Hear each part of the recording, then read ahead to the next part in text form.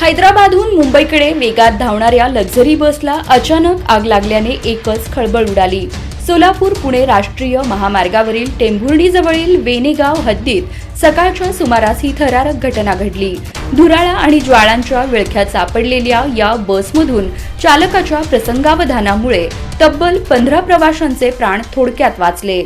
Best express कंपनीची NL01B1824 या क्रमांकाची लक्झरी बस वेगात असतानाच अचानक इंजिनमधून धूर येऊ लागला।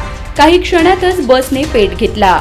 क्षणाचाही विलंब न करता चालक अब्दुल इम्तियाज राहणार मध्यपूर हैदराबाद यांनी बस रस्त्याच्या कडेला घेतली आणि सर्व प्रवाशांना खाली उतरवले। घटनेची माहिती मिळताच पोलीस गिरीश जोग व हवालदार विशाल शिंदे घटनास्थळी धाव घेत मदतीला पुढे सरसावले। फायर ब्रिगेडने सुमारे 1.5 तासांच्या प्रयत्नांनंतर आगीवर नियंत्रण मिळवले। जीवितहानी टळली असली तरी प्रवाशांचे डिक्कीमधील सामान पूर्णपणे भस्मसात झाले। यानंतर वाहतूक पुन्हा सुरळीत करण्यात आली।